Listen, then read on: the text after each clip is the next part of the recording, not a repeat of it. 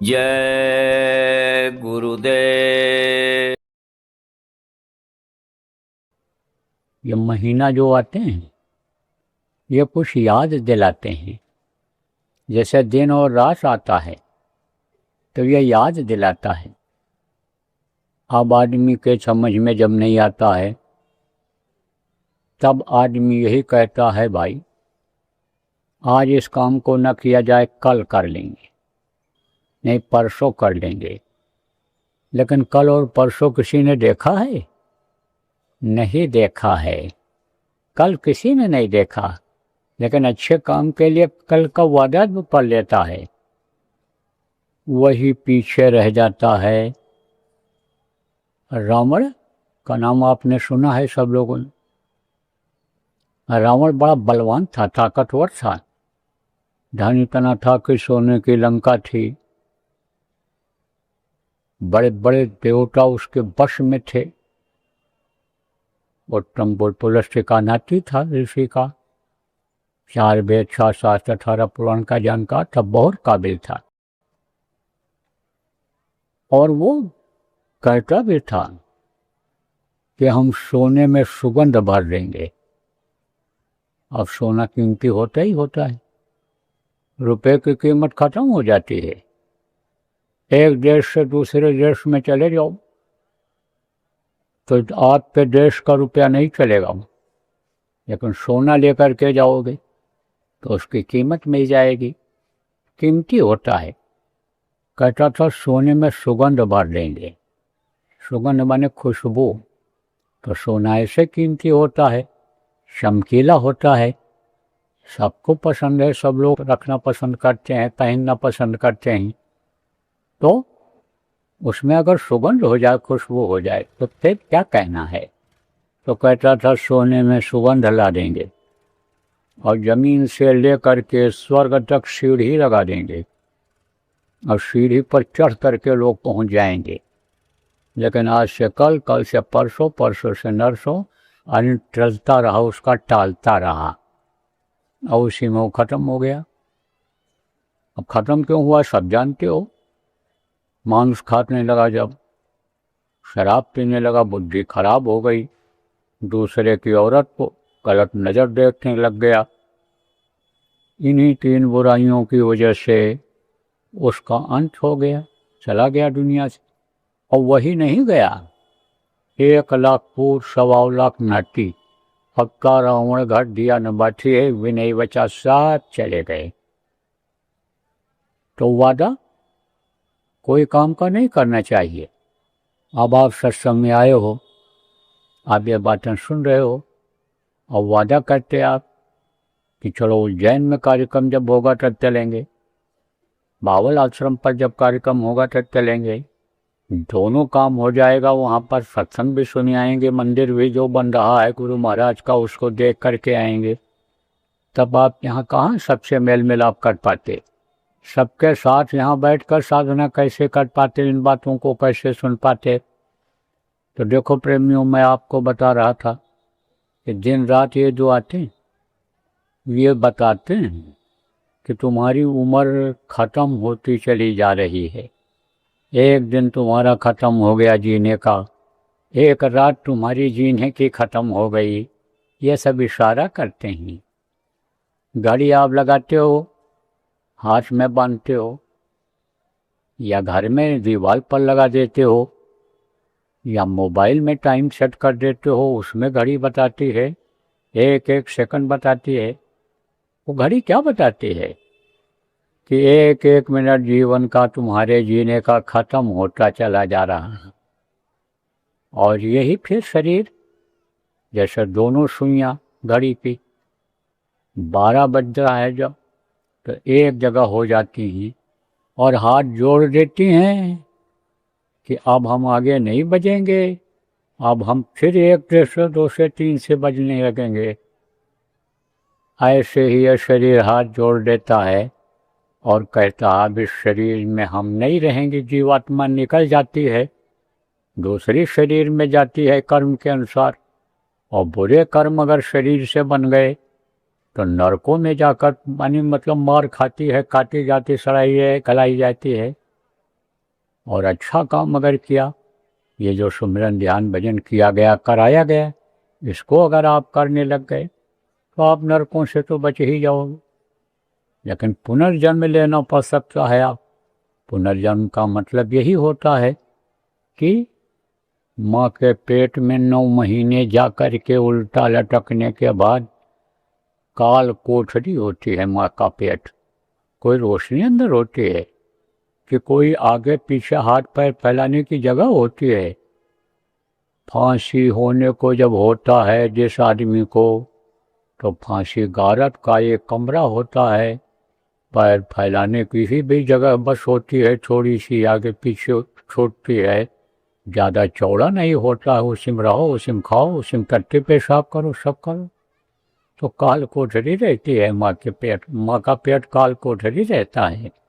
तो माँ के पेट में 9 महीने आप पे समझो रहना पड़ता है। फिर उसके बाद ये मनुष्य शरीर यानी मिलता है। तो आपको प्रेमियों ये समझने की ज़रूरत है कि भाई यानी ऐसा न हो कि हम चूक जाएं और हमको फिर उसमें जाना पड़ जाए, मनुष्य शरीर में फिर आना पड़े, माँ के पेट में उल्टा लटकना पड़े। इस पर आपको विचार करने की ज़रूरत है। इसी जन्म में क्यों न पार हो जाएं, दोबारा फिर दुख के संसार में दुख झेलने के लिए, बीमार होने के लिए, लड़ाई झगड़ा गाली गलौज सुनने के लिए, मार खाने के लिए फिर क्यों आना पड़े। तो अब आप ये सोचो प्रेमियों कि ये अवसर जो आपको जीने का मिल रहा है, ये बहुत कीमती है अवसर। इस अवसर का लाभ उठाना चाहिए। खाने पीने में, रहने सोने में अच्छा इंतजाम करने में अगर फंसे रह जाओगे तो ये समय ऐसे निकलेगा कि पता नहीं चलेगा। जैसे रात में देखो आसमान में तारे दिखाई पड़ते हैं, लेकिन देखते रहो ऐसे तो देखते देखते सवेरा होते ही छिप जाते हैं। पानी बरसता है, पानी में बूंदें गिरती हैं तो क्या निकलता है उसमें से, बुलबुला। लेकिन देखते देखते बुलबुला खत्म हो जाता है। कभी कभी देखो ओला पत्थर पर से गिरने लगता है, बड़े बड़े पत्थर गिरते हैं, लेकिन उनको देखते रहो ऐसे तो वो गल कर के पानी हो जाता है और पानी का रूप भी खत्म हो जाता है, कीचड़ बन जाता है और कीचड़ भी नहीं रह जाता है। वो जब धूप होती है, हवा लगती है तो सूख करके फिर मिट्टी हो जाता है। ऐसे ही समझो कि ये मिट्टी हो जाएगा शरीर। तन बिनसई जैसे जल ओरा और जग जंजाल करत है जोरा, लिखा है। फिर समझो कि यमराज तो इंतजार कर रहा है कि जैसे इनका शरीर छूटे, इन्होंने जो हाथ से अच्छा किया बुरा किया, जो पैर से अच्छे काम के लिए गए बुरे काम के लिए गए, आँख से अच्छा देखा बुरा देखा, कान से अच्छा सुना बुरा सुना, शरीर से अच्छा किया बुरा, हम सजा दे रहे हैं इनको उसी आधार। और यह तन ऐसे बिनस जाएगा कि जैसे पानी का ओला होता है, ऐसे ये खत्म हो जाएगा। तब कुछ कर पाओगे? अरे बाल बच्चों की सेवा कर पाओगे कि गाय भैंस दूह पाओगे कि आप समझो खेती का काम कर पाओगे कि दुकान खोल पाओगे, दुकान कर पाओ? कुछ नहीं कर पाओ, फिर तो कुछ नहीं हो पाएगा। जो कुछ है शरीर जब तक चल रहा है तभी तक है। लेकिन इस चीज़ को कोई याद कर रहे हो कि भाई हमको भी ये दुनिया छोड़कर जाना है? दो चीज़, जो सही है उसी को भूल रहे हो, जो सत्य है उसी को भूल रहे हो। एक मौत, मौत जानते हो? अरे कहें मौत आ गई खत्म हो, मौत। और दूसरा प्रभु भगवान, भगवान याद आते हैं? अरे कब याद आते हैं? जब सिर में दर्द होता है, पेट में दर्द होता है, जब लड़का गाली देता है, जब बहुत ताना मारती है, तब कहते हो भगवान अब हमारे ऊपर दया करो दया करो दया करो। तो कहने से ऐसे दया नहीं करता है वो। तब कहते हो गुरु महाराज दया करो, गुरु महाराज दया करो। गुरु महाराज क्यों दया करेंगे? गुरु महाराज की एक बात आपने माना, गुरु से आपने प्रेम किया, गुरु के बताए रास्ते पर आप चले, तो जिससे आपको प्रेम है वो उसको जब पुकारते रहे, उसी के लिए सब करते रहे, उसी के बताए अनुसार चले, तो अब जूता लात खाओ, अब गाली गलौज खाओ। तो जब गाली गलौज होता है, घर में कुछ कुछ होने लगता है, रोज होता है, मारपीट तक हो जाती है, तब कहते हो अब हमको गुरु महाराज उठा दो, अब भगवान हमको बुला लो अपने पास, शरीर से छुटकारा दे दो। कब रो रो करके कहते हो? अरे हमेशा उनको अगर याद रखो तो तकलीफ वो आने क्यों देंगे?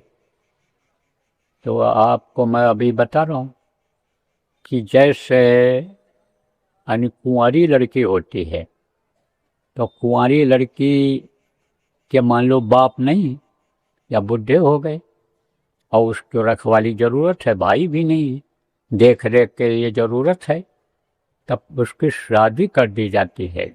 ऐसे भी उम्र में जब उम्र हो जाती है तो शादी की जाती है। गृहस्थ धर्म के अनुसार विवाह किया जाता है कि भाई हमारा धर्म बनता है, हमारी कन्या से आनी है, बड़ी है, तो इसका ब्याह कर दिया जाए, तो गृहस्थ आश्रम का यह धर्म बनता है। तो धर्म के अनुसार जब आप विवाह कर देते हो तो उसका रखवाला, उसका देख रेख करने वाला, उसको खिलाने पिलाने, उसकी परवरिश करने वाला कौन हो जाता है? उसका पति परमेश्वर, जिनको कहते हैं पति परमेश्वर हो जाते हैं। ऐसे ही जीव जब सच्चे गुरु समर्थ गुरु को खोज लेता है और उनको अपना हाथ पकड़ा देता है, तब वो संभाल करते हैं। तो कुंवारापन तो खत्म हो गया आपका। कब? कुंवार महीना में भी। अब आप फिर समझो कुंवार के बाद अब यह कार्तिक आ गई। तो शुरुआत से आपको बता दें, ये महीना जैसे जो आते हैं ये सब बताते हैं, संकेत देते हैं। आषाढ़ आया, आषाढ़ में गर्मी खत्म हुई, आषाढ़ में जो धूप जल रहे थे वो सब हरे होने लग गए जब बरसात हुई। तो आषाढ़ आया। ऐसे बच्चा जब पैदा हुआ, हम आप पैदा हुए, तो आशा लेकर के आए। क्या आशा लेकर के आए? कि अब हम माँ के पेट रूपी नरक में नहीं जाएंगे। नरक किसको कहते हैं? टट्टी मैदान, जहाँ आप जाते हो बहुत बदबू आने लगती है, जहाँ कोई जानवर मार करके डाल दिया जाता है, मांस जहाँ सड़ता है, खून पड़ा रहता है, वहाँ पर बदबू आती है। ऐसे माँ के पेट में क्या रहता है आपको मालूम है? आपको नहीं मालूम है, आपको मालूम हो जाएगा अगर इन बातों को सुनते रहोगे। जो बातें बताई जा रही हैं इनको सुनोगे, समझोगे, जो कहा जाएगा उसको करोगे, तो आप अंदर क्या सब देखने लग जाओगे। अंदर भी गंदगी रहती है, अंदर भी मांस सड़ता है, घाव हो गया सड़ेगा। आप फिर समझो कोई यानी लैट्रिन जिसको कहते हो वही अगर पड़ी रह गई, पेट नहीं साफ हुआ, तो वो सड़ेगा। सड़ेगा तो क्या आएगा? बदबू आएगी। कभी कभी देखो आपका जो कट्टी जाते हो वो बहुत बदबू रहती है, कई दिनों वाली जब लैट्रिन निकलती है तब बदबू रहती है। तो अब आप ये समझो प्रेमियों कि अंदर में गंदगी है, अंदर में समझो कि नर्क जैसा जीवन है, यानी जो बच्चा रहता है उसका नर्क जैसा जीवन रहता है। तो बाहर जब निकलता है तो आशा लेकर निकलता है। क्या आशा लेकर निकलता है? कि अब हम उस नरक कुंड में नहीं जाएंगे, माँ के पेट रूपी दोज़ख माने नरक में नहीं जाएंगे। अब हम अपनी इस रूह को निजात दिला देंगे, अब हम अपने घर अपने वतन पहुंचा देंगे, आशा लेकर आता। लेकिन ये बीच बीच में जो बाधाएं आती हैं, तो 12 महीना ऐसा होता है कि उसमें अंधेरा ही अंधेरा रहता है। जैसे सत्संग नहीं मिलता है जिनको, उनको उनके जीवन में अंधेरा ही अंधेरा है। जो भजन नहीं करते हैं, ध्यान नहीं करते, सुमिरन नहीं करते, गुरु के आदेश का पालन नहीं करते हैं, उनके जीवन में अंधेरा ही अंधेरा रहता है। तो अब आप ये समझो प्रेमियों कि अंधेरा आ गया, भादों का महीना, फिर वार आया, क्वार माने मतलब यही कुंवारापन खत्म करो। तो जैसे अंधेरा खत्म हुआ, उजाला आ गया, तो अंधेरे में कहीं आप आ जा नहीं सकते हो, कुछ देख नहीं सकते हो, और उजाला हो गया, दिन हो गया, तो देखते हो एक दूसरे को, दूर तक देखते हो। आना जाना हो, दौड़ना हो, तो आप तेजी से जा सकते हो, तेजी से दौड़ सकते हो। इसी तरह से अंधेरा जब खत्म हुआ, भादों खत्म हुआ, तो कुआर आया। तो कुआर में यह ज्ञान हुआ कि भाई हाथ पकड़ा देना चाहिए। किसका हाथ?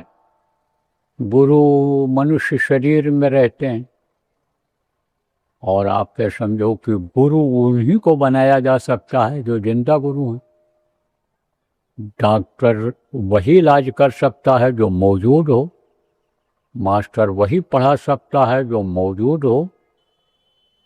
अब ये कोई सोचे कि हम किताब पढ़ कर के और पास हो जाएंगे, तब स्कूल की ज़रूरत क्यों पड़ती? और आप ये समझो क्यों स्कूल की ज़रूरत पड़ती? अगर लाइब्रेरी खोल दी जाती, अगर किताबों से ज्ञान होने को होता, तो विद्या अधूरी रह जाती है, भ्रम में पड़ जाता है। शंका कौन खत्म करेगा? मास्टर हैं, नहीं कोई चीज़ समझ में आई तो पूछ लिया, तो वो बता देते हैं, समझा देते हैं। तो ज़रूरत कब किसकी होती है? मास्टर की, डॉक्टर की, गुरु की, लेकिन वक्त के, समय के। तो मनुष्य शरीर में गुरु रहते हैं हमेशा इस धरती पर।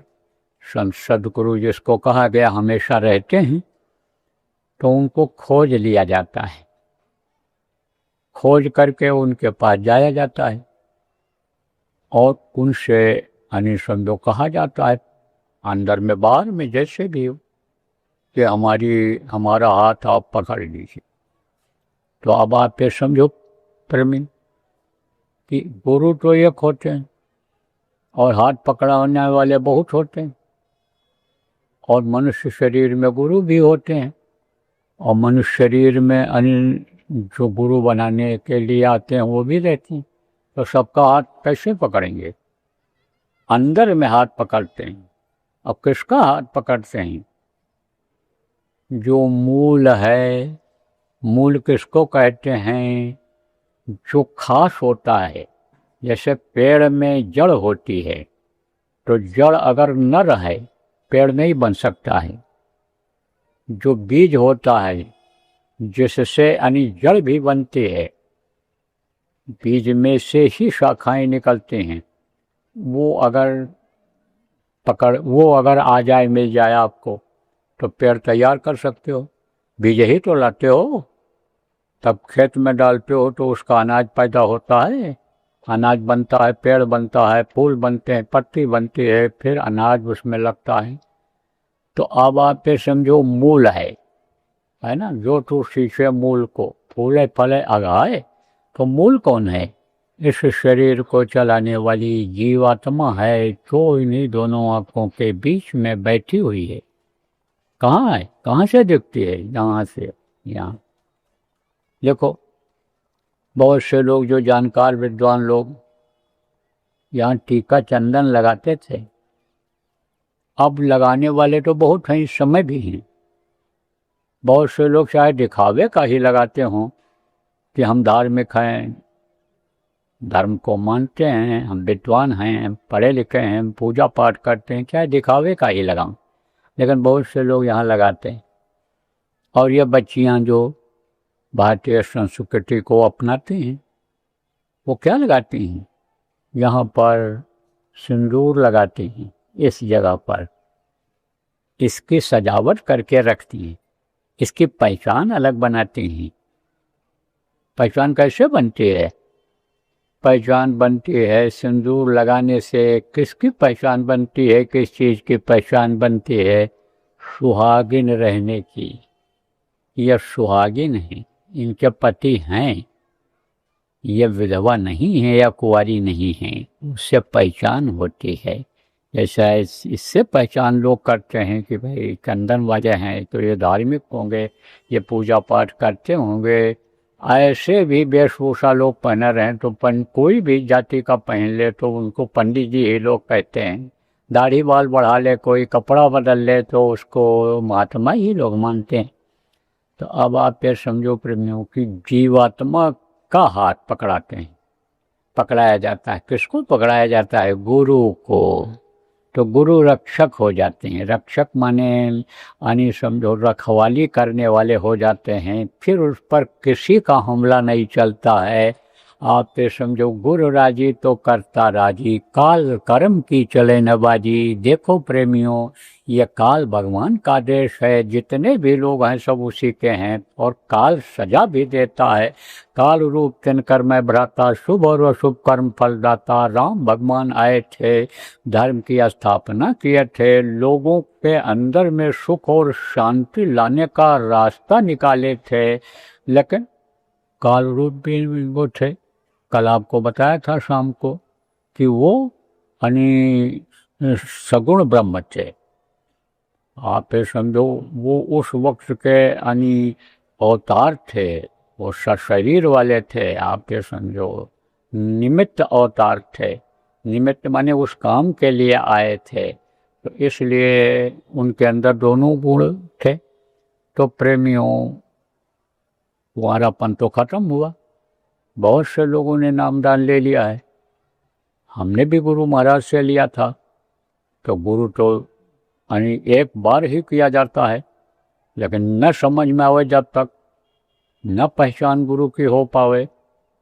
तो गुरु कर लिया किसी के कहने पर, या खानदान वाले गुरु यानी बनाए थे उनको गुरु बना लिया, तो कान फूकने वाले को गुरु बना लिया, कंठी पहनाने वाले को गुरु बना लिया, छाप लगाने वाले को गुरु बना लिया, मुड़ मुड़वाने वाले को गुरु बनवा लिया, दाढ़ी बाल बना लिया।